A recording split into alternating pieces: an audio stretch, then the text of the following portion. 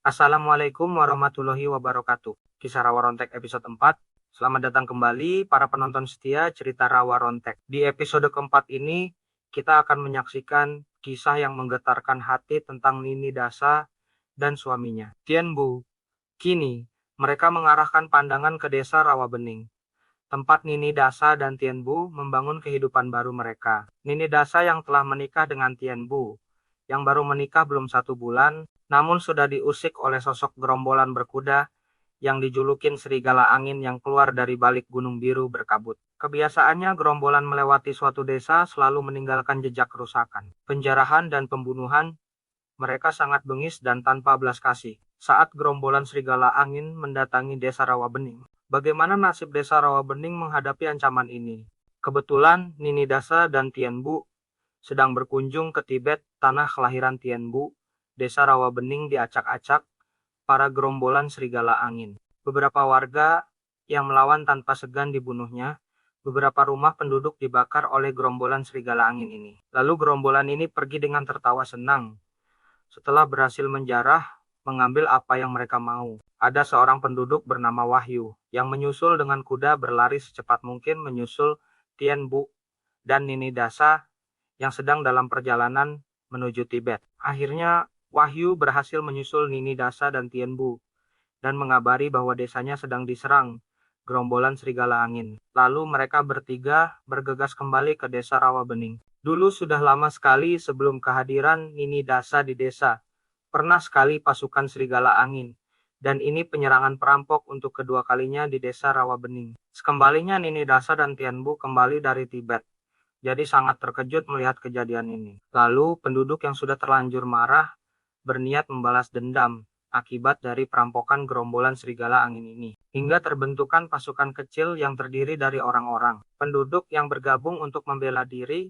dan membela kampungnya. Pasukan dari desa Rawabening ini yang terdiri dari sekitar 60 orang di bawah kepemimpinan Tien Bu dan Nini Dasa, berlatih dan mempersiapkan diri dengan bekal senjata seadanya dan kemampuan bela diri yang mereka pelajari langsung dari Tien Bu dan Nini Dasa. Hingga saatnya tiba gerombolan serigala angin tiba yang disambut dengan jebakan tanah amblas. Yang di dasar tanah amblas tersebut sudah tersedia jeruji tajam yang membuat beberapa kuda dan anggota pasukan serigala angin tewas terjebak. Namun beberapa gerombolan serigala angin berhasil melewati jebakan tersebut dengan melalui jalan lain. Barulah gerombolan serigala angin ini maju ke depan. Gerombolan serigala angin ini kembali disambut dengan jebakan kedua, yaitu seutas tali. Di tanah yang membuat kaki kuda atau kaki orang yang menyentuhnya, maka gelondongan dari potongan pohon, pohon besar dari atas, hutan dan dari pohon-pohon di sekitar yang menjatuh gelondongan, kayu besar menghantam gerombolan serigala angin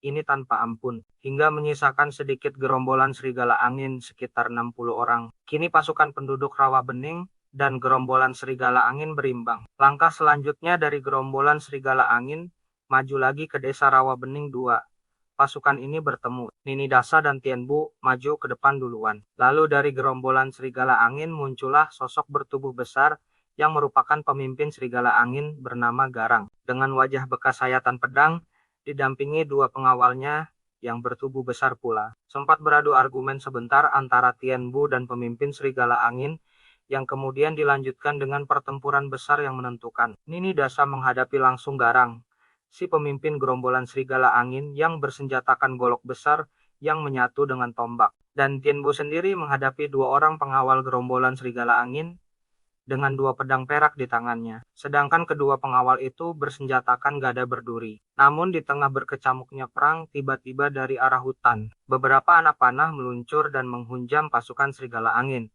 Dan beberapa di antara pasukan serigala angin roboh tewas terkena anak panah misterius tersebut. Jelas anak panah ini kirim orang yang membantu pasukan desa Rawabening. Nini Dasa yang bisa bergerak secepat angin, sebenarnya bisa saja melesat mencari tahu siapa yang menembakkan anak panah tersebut. Namun karena sedang menghadapi ketua gerombolan serigala angin ini, Dasa urungkan niat tersebut. Ada satu kelengahan Garang saat menoleh ke arah yang melepaskan anak panah. Nini Dasa menyerang dengan jurus rawa rontek yang membuat lengan Garang terputus. Garang berteriak kesakitan.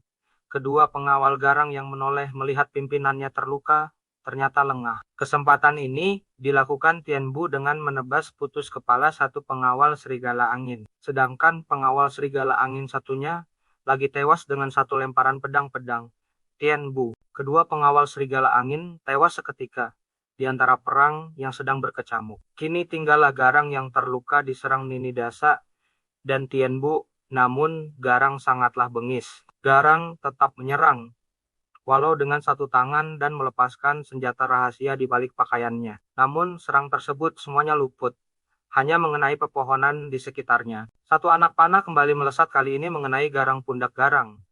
Garang semakin mengerang dan marah dengan luka yang didapatinnya. Tianbu berusaha menahan serangan karena melihat lawannya terluka parah.